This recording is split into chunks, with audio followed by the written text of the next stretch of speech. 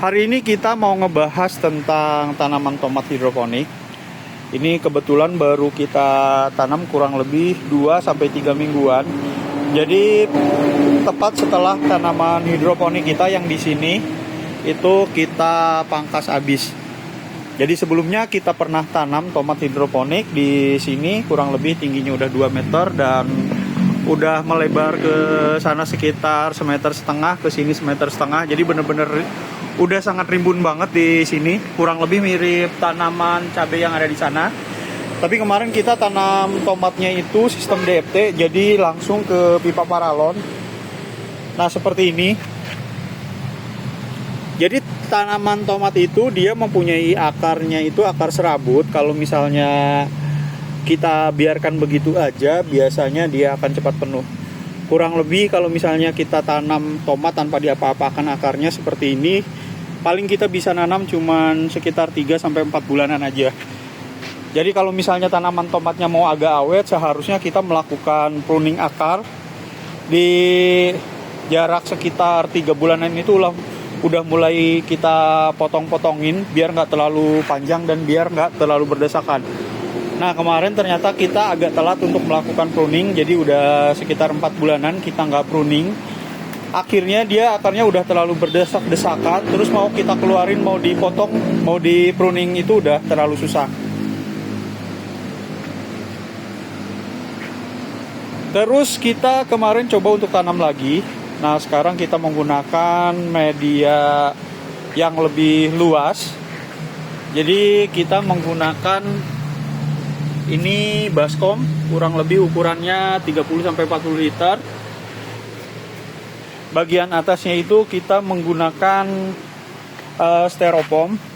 Jadi di sini ada lubang untuk memasukkan netpot. Ini tadinya kita pakai untuk penanaman melon dan lumayan bagus, makanya kita berani untuk tanam tomat. Nah kalau misalnya kita lihat di bagian bawahnya, itu akarnya udah mulai banyak, tapi belum terlalu banyak karena ini nanamnya juga baru sekitar 2-3 mingguan aja. Ini kedalamannya kalau di dalam sini kurang lebih 12-15 cm airnya.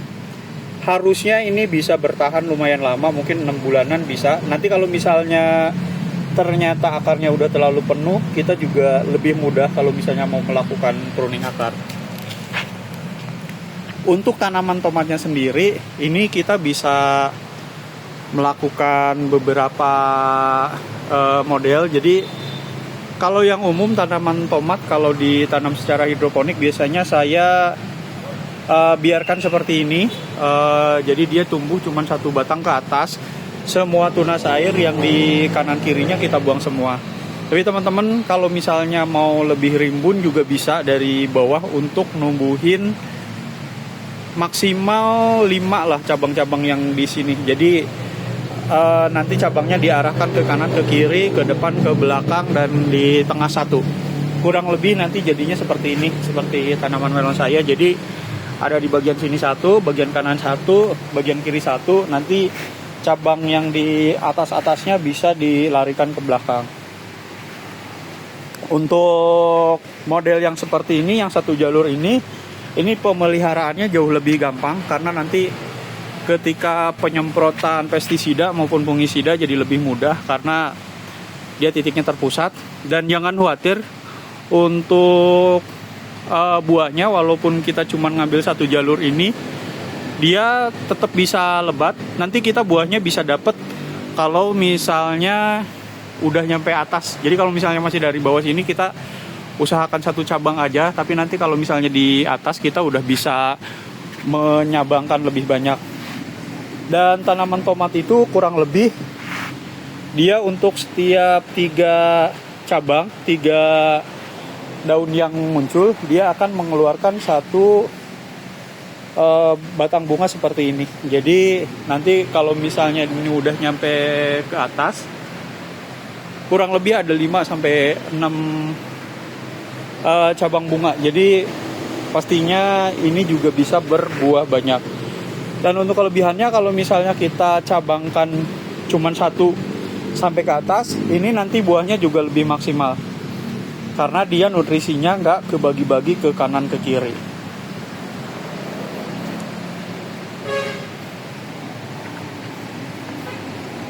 Nah, nantinya dari bawah sini kita hanya cabangkan satu terus sampai ke atas ini. Nanti kalau misalnya ketika udah nyampe ke atas baru boleh kita cabangkan. Untuk di awal-awal paling 2 atau 3 cabang dulu. Nanti tergantung kita maunya gimana. Kalau misalnya kita mau melihara cuman dikit aja, 2 cabang mungkin bisa ke kanan ke kiri, terus dipanjangkan terus menerus dan tunas airnya terus dipangkasin.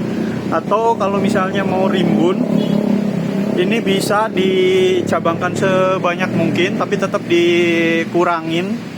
Jadi biar nggak terlalu rimbun, biar bunganya bisa tumbuh jadi buah. Tapi untuk yang kasus saya, karena di sini udah tabrakan sama tanaman anggur, kemungkinan cabangnya nggak terlalu banyak. Mungkin cuma ngambil 1 ke kiri dan 1 ke kanan atau 1 ke belakang, biar kita lebih gampang kontrolnya, biar nggak tabrakan sama tanaman anggur yang ada di sini.